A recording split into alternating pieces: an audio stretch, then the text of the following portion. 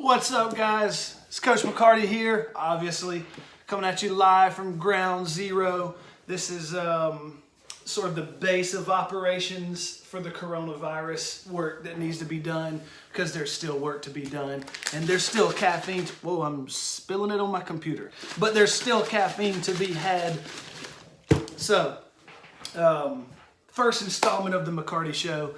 Hopefully this is painless and informative and educational and other things. So what I want to do today is just kind of start by responding to a couple of the comments that were made in the assignment that I posted yesterday about your political prior knowledge, which most of you have a lot of, but some of you were slaps and didn't really respond to the prompt. You just put down some, whatever, and you just basically copied the notes that we took at the beginning of the semester, and whatever. It is, hey, it's distance learning. We're doing the best we can.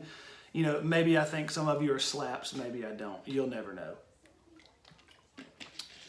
That's good. That's good caffeine right there. So what I want to do is actually I want to adjust a little camera. We're getting a little leanage here. I don't know. I feel like it's bothering me because the pictures in the background look crooked. Whatever. It's it's this first run. Okay, we're gonna get better. Everything's gonna be fine. So some of you gave me some questions to respond to, and I'll look at a couple of these comments. We'll respond to them, and then we'll move on.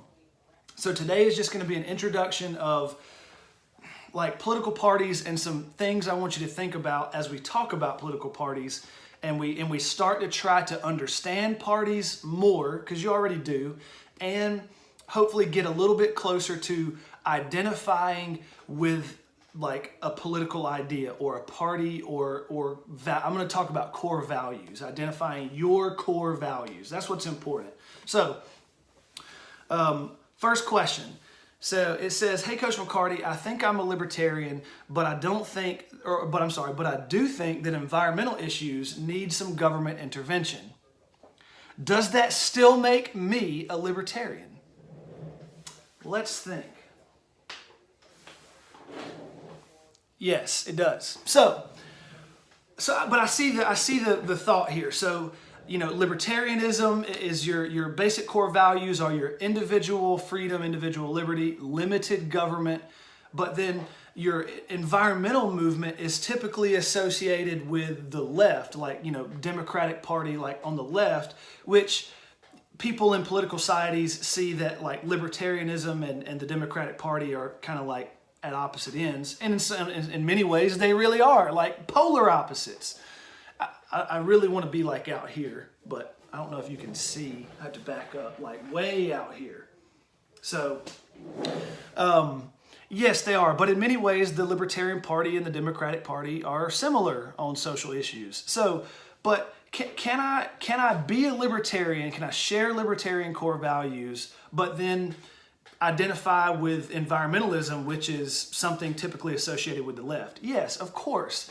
The main point here is political parties aren't neat. They don't fit neatly into these categories. When I say they, I mean we, us, the American people. We the people, which is on the Constitution, by the way, which is right here, if you didn't notice. This is the U.S. Constitution, and it says that we the people don't fit in neat little political packages. It doesn't actually say that, but whatever. So what I mean to say is the American population is very diverse in terms of what we believe, and it's not really reasonable to expect that you're always going to fit neatly into a political party's platform. It's totally appropriate and totally predictable, in my opinion, given our diversity as a nation, that you share the core values of a party, but then have these fringe ideas that might connect with other parties. That's totally appropriate and totally normal. So what you need to focus on is, what are your core values? What do you really believe in, and find the people or the parties that speak to your core values in a way that you like. I guess for you in that case, as far as how would I vote, it depends on how deep is your environmentalism? I mean, if your environmentalism is just your number one core issue and core value, you may have to stray away from the Libertarian Party at the ballot, depending on what a Libertarian candidate might offer you in terms of their plan to protect the environment. You may look at a Libertarian candidate and they could have a pretty reasonable, in your opinion, approach to protecting the environment, or they may not. It's not something that is typically associated with the Libertarian Party, but that doesn't mean they don't care about it, same as Republicans. So it just depends on what are you looking for as a voter, which candidate speaks to your core values, and what are you looking for in this election? And that goes for anybody in any party camp. Like, man, I'm super Republican, but I really don't like how they feel about whatever issue.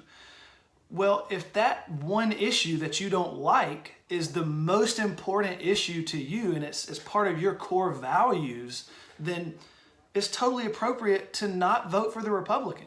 I mean, if that's your core value and it's in opposition with the Republican Party's mainstream agenda, even though you agree with Republicans on 9 out of 10 other issues. So, I mean, you just have to figure out what are your core values. Usually your libertarians, they'll look at things like the environment and they'll say, look, and this is true for every party. They'll say, look, I love the environment. I support the environment. I don't think you'll find any serious politician that says they don't love the environment. But a libertarian is going to look at it from the standpoint of at what cost. Yes, we want to protect the environment, but at what cost? Every time we implement some type of policy aimed at, environmental protection, pollution, whatever, it's going to increase the cost of production, or it's going to make it difficult to get the end goal that we're looking for in terms of our goods and services being produced. And so I'm really learning a lot about this with Sam, with her job at King's Hawaiian. So she works at King's Hawaiian. Her job title is the Environmental Health and Safety Manager for King's Hawaiian and Flowery Branch. So what that means is, like, her job is to make sure that their plant falls into compliance with all of these environmental and human safety regulations that, like, you might support if you're an environmentalist. They don't deal with King's Hawaiian. They make bread, so it's not like huge on the scale of like environmental pollution like a coal plant would be, or like a machine like heavy metal industry, because they're making bread.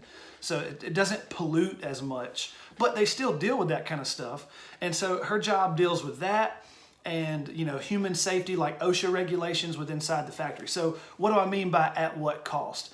One of the regulations that she had to comply with, that she told me a story, it was about batteries in the factory, and like a car battery. And you're like, why do they have car batteries in a bread factory? Well, they don't, but they have forklifts, and forklifts have batteries too. So what they had to do was they had to have an inventory of all the batteries that existed within inside the factory. And I don't know the number of them. Sam would, I guess, because she spent a whole day figuring it out. But why? Well, if the building catches on fire, the fire department and the powers that be need to know what type of explosive materials are in the factory. So if there's, a fire that breaks out, they need to know, there's, blah, blah, blah, blah, science term chemical stuff in the factory, and if you go in there, you'll die. They need to know that kind of stuff. So that's part of the regulation. So Sam had to fill out like some paperwork with battery inventory to give it to Uncle Sam. Well, she spent like an entire day trying to find like the forklifts and what type of battery is this and where is the battery in a forklift, by the way. So she spent like almost an entire workday doing this, which whatever, that's her job. But it made me think, how much did King's Hawaiian pay Sam for 7 or 8 hours of Easter egg hunting with batteries and forklifts? They paid her a lot. Okay, because Sam makes more money than teachers do. So if you think about that, that's a pretty high cost to the consumer on the back end. So that's where your Libertarian Party would say, hey, I'm all about environmentalism, but at what cost? What trade-offs am I willing to wheel and deal with in order to achieve my goal? So it's one thing. Also, have you taken the political compass test? Some of the Ethics Bowl kids and I have taken several different ones, and it's really interesting to see our results. Have I taken political compass tests? Yes, I've taken a lot of them. I've probably taken almost all of them. And it is interesting. They usually put me somewhere on the spectrum of, you thought I was going to say it, but I'm not. Yes, they usually put me somewhere on the spectrum. It's interesting, but the thing that usually annoys me with them is I don't always like how the questions are packaged. The questions box you into these categories, like these things that I told you don't exist. And so I'm like, I know where you're going with that, but you're trying to pull something out of me that it doesn't work that way. So I've taken a lot of them. It always puts me somewhere around like close to Milton Friedman. There's your clue. Google Milton Friedman and you'll know a little bit about me. He's one of my heroes. So anyways, yes, I've taken political compass tests. And then here's the other thing about these categories that I'm saying don't exist, like in terms of American political beliefs. Another comment, the last comment I'll respond to, I feel as if I'm a libertarian, but sometimes I honestly feel like I don't belong to a party. Facts, okay? That's big facts. Because like I'm saying, American core values are not like finite. They are changing, they are evolving. We talked about last week with your socialization, who you're around, your peers, your family. All those things change from time to time and it impacts how you feel. Maybe your lifestyle, like what you're doing, like how you change in terms of a person from year to year and from, as you get older, all that stuff's going to change how you feel. You start paying big boy taxes, you're going to be a little bit different. You're going to feel a little bit different about taxes and about politics and about how the money is spent. The generation that you're a part of feels differently than older generations. And as you become the older generation, the same will be true about your kids and your grandkids. So not belonging to a party is totally fine. It's totally normal. What I would again recommend, identify your core values. What is important? Vote those values. Find those people that speak to those values. Find those ideas that you're like, you know what? I agree with that 9 out of 10 stuff over there, but this right here really hits me. And don't really worry about party identification. I mean, some people are like, hey, all the way turn up till I burn up with the Democratic Socialists, like everything about it. Burn down for what? Whatever, I get it. But most Americans are not in that category, myself included. So if you feel uncertain about like a political party, that's totally normal. Hopefully just keep asking questions. We'll get through this together. Your party's going to change. Your opinions are going to change. Just like the person you're dating now is going to change. I'm not trying to at anybody, but sorry.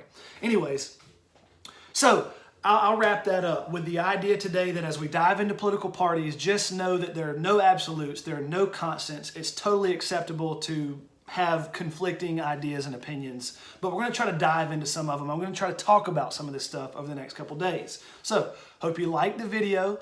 I'm going to try to keep them below 15 minutes so that it's digestible. I'm open to suggestions, leave some comments, about what you thought about the video, what could make it better, whatever. And then we'll just keep going along from there. So, hope you have a good day. Stay safe. Don't catch Corona. And, I guess just live the dream. It's all about the dream. All right, well, I guess this is the part where I'll stop the video. Peace out.